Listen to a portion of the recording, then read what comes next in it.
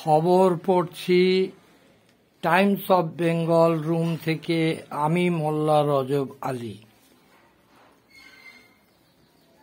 আপনারা Times of Bengal চ্যানেলটিকে নিজের মনে করে লাইক করবেন, শেয়ার করবেন এবং সাবস্ক্রাইব করতে ভুলবেন না।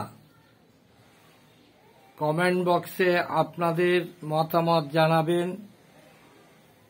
খবর পড়ছি, বিহারে নারকীয় ঘটনা। দুর্গাপুজোর 20 টাকা চাঁদা চাইল, 15 টাকা দেওয়ায় সবজিওয়ালা 70 বছরের বৃদ্ধা মোহাম্মদ মহসিনকে ঘটনাস্থলে খুন করে দিল।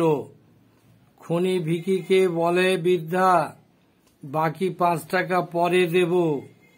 বাটখারা দিয়ে মারে মাথায়, বুকে সহ্য করতে না পেরে ঘটনাস্থলে মারা যায়। ইসরায়েলি সেনারা দুই দিক থেকে অগ্রসর হয়ে গাজা নগরীর কেন্দ্রকে ঘিরে ফেলেছে, যার ফলে স্থানীয় নাগরিকদের জীবনকে আরও বিপদের মুখে ঠেলে দিয়েছে। মহালয়া থেকে দুর্যোগ শুরু বাংলায়। ডিভিসি জল ছাড়ল ফলে দক্ষিণবঙ্গে প্লাবনের আশঙ্কা।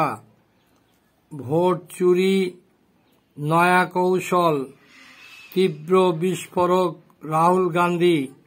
দেশ জুড়ে চলবে আন্দোলন।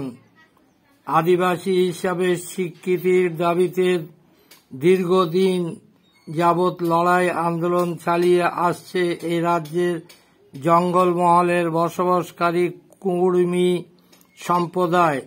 তাদের দাবি 1931 সালে জনগণনা পর্যন্ত তাদের প্রিমিটিভ ট্রাইব হিসেবে উল্লেখ করা হয়েছে।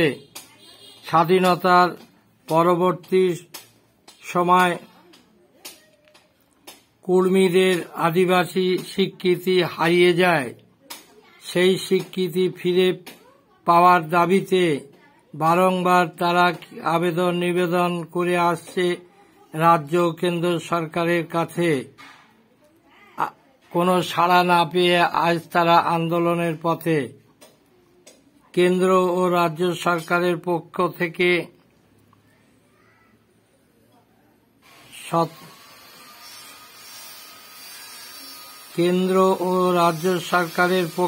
সার্ভে করার নামে দিল্লিতে একটা বড় চক্র চলছে। ধরা পড়ল বাসন্তীতে।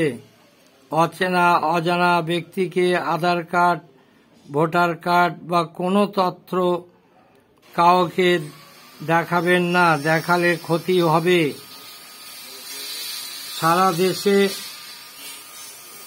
গতকাল শুক্রবার নামাজের পরে দোয়ায়ে মজলিস হয়েছে ওয়াকফ সংশোধনীয় আইনের বিরুদ্ধে। আল্লাহর দরবারে দোয়া আরজি পেশ করেছে। এই দোয়া আরজি ডাক দিয়েছিল অল ইন্ডিয়া মুসলিম পার্সোনাল ল বোর্ড। সেই হিসাবে সারা দেশে এই দোয়ায়ে মজলিস অনুষ্ঠিত হয়। আগামী দিনে এই সংশোধনীয় ওয়াকফ সংশোধনীয় বিল 25 এর বিরুদ্ধে, এই আইনটাকে টোটালি উপড়ে ফেলার সপক্ষে মুসলমান সমাজ সমস্ত গোষ্ঠীকে নিয়ে তীব্র আন্দোলনের প্রস্তুতি নিচ্ছে। সমস্ত মুসলিম জাতি এবং অন্য ধর্ম অবলম্বীদের নিয়ে আগামী দিনে এই লড়াই চালাবে বলে জানিয়েছে অল ইন্ডিয়া মুসলিম পার্সোনাল ল বোর্ড।